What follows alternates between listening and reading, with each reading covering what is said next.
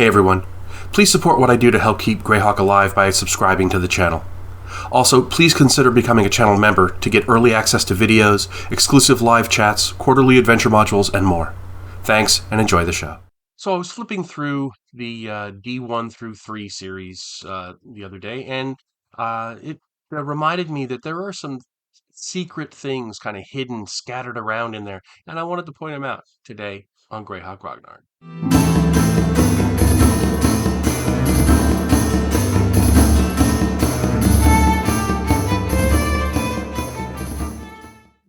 By hidden things, I'm talking about mostly magic items and a couple of monsters that don't really have, they're not broken out into an appendix that lists out their stats. They're just kind of in the text of the modules, and they don't really get, they're never really developed later on. Because normally when you get a new monster or a new magic item, there's a section in the back of the module, or in the case of something like Lost Caverns of Solchkonth, there's an entire booklet that gives you all the stats and complete, rules and everything like that. But in the D1-3 series, they don't do that for a lot of them. They just kind of give you a quick little synopsis of a monster or a magic item, and then they keep going, and then it's never mentioned again. And I wanted to go through those in today's video. And our first entry comes from Descent into the Depths of the Earth, and it's the pack lizard. It's kind of hidden in the random encounter tables at the very beginning, where they're listing out all the different things that are in different encounters. And one of them is a pack lizard. It's a type of subterranean lizard. It's only got a 6-line stat block. It doesn't have the full monster manual kind of thing, and it's got like 6+6 hit dice. It can attack for 2 to 8. It's like 15 feet long. It's very, very stripped down, very basic. Because they don't have a lot of special abilities or any really. So it's not surprising they don't do a whole workup on it for reasons of space. But it's just interesting that it's there and it's kind of overlooked a lot of times. So that's number one. We've got the pack lizard. Okay, next up is also from Descent. It's in the Drow checkpoint, and the evil high priestess there has something called a lurker cloak, and basically it allows her, the evil high priestess, once a day she can turn into a lurker above for 2 hours, and that's about it. It's just this quick little boom. Lurker cloak. Okay, that's a thing. So that's number two on our list. Lurker cloak. Hey, number three on our list is the Death Lance. This is in the big tavern area. Again, it's a Drow magic item. With I think the Drow commander has it, and it's a spear. The Death Lance is a spear which drains life levels into 3 to 12 hit points of damage, and it'll drain 1 to 4 life levels.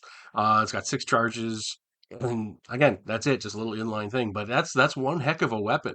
Uh, you got a spear that drains levels. So yeah, this is turning out to be a much more robust thing than I had thought of.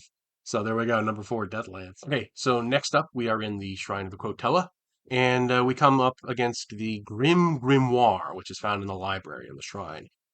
It's basically one of those magic books that you can read and it'll give you experience points, except this one's for assassins.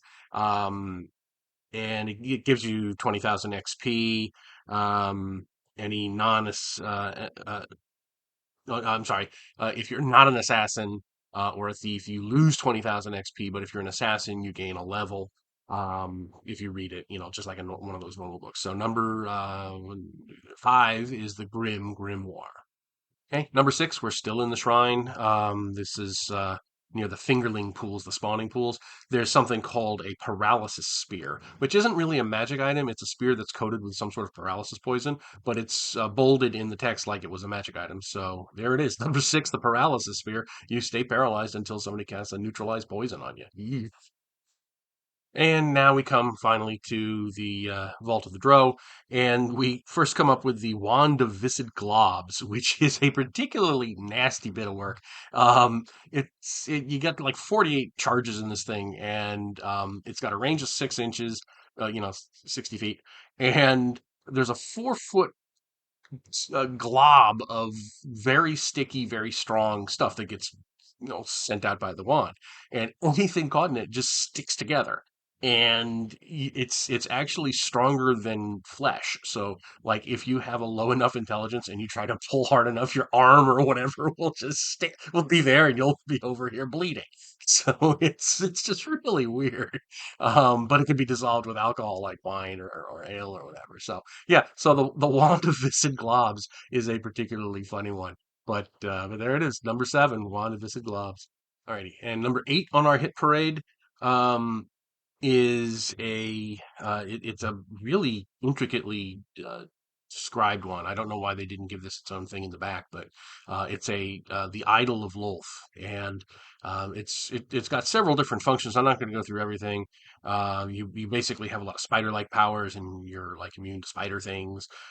You think you're the only one who's immune to the effect that it's going to turn people evil, so you won't let anybody else near it, and eventually it turns you into a spider. They go on for several paragraphs just describing this thing, but that's pretty much it. Which is really it's an interesting one, but it's a little weird because it does have such a long explanation and it is still inline in the text. But there we go. Number 8 is the spider idol of Lolth. Number 9 from the vault is the lizard mount, which is another kind of giant subterranean lizard, except this one is specially bred for being ridden. It's got a little different hit dice and armor class and move and so forth, but that's pretty much it. Um, and a lot of people really play up the spiders in Drow society, but at least in Vault of the Drow, fungi and lizards were at least as important, significantly, significant in the module. So I thought it's kind of interesting that everything gets focused on spidery things, but there's these other things too that they're pretty significant. So there we go. Number 9, lizard mounts. Right, number 10, also from Vault of the Drow in the House of Despana, is the Demon Staff. It can do one of these per day. It either causes fear, 4 to 24 hit points of damage, summons a type 1 demon, um, and that's pretty much it. So we see the Demon Staff in a couple of places, but there's number 10, the Demon Staff. And here we go, number 11, our 11th and final entry is the Talisman of Lawfulness, which is also found in the Fane of Lolth in the Treasure Room. Other than it being used to show some hidden script on something else, there's no description of this that I can find. I can't find it in the module. It's not in the DM's guide. I searched online. I couldn't find any references to it. So maybe I'm missing something. With a name like that, you'd expect it to like change your alignment or something. But I got nothing. I can't find it. So if you know where this is and what it does, please let me know in the comments. What am I missing? Um, but yeah, there it is. Number 11, the Talisman of Lawfulness, the mysterious Talisman of Lawfulness. Anyway, hope you enjoyed this video. You don't really see these a lot in later modules, but in these very early ones, they did a lot of this, as you can tell.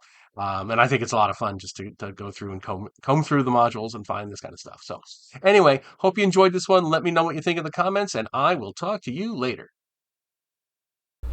Thanks for watching today's video. Please remember to hit the like button and subscribe to the channel.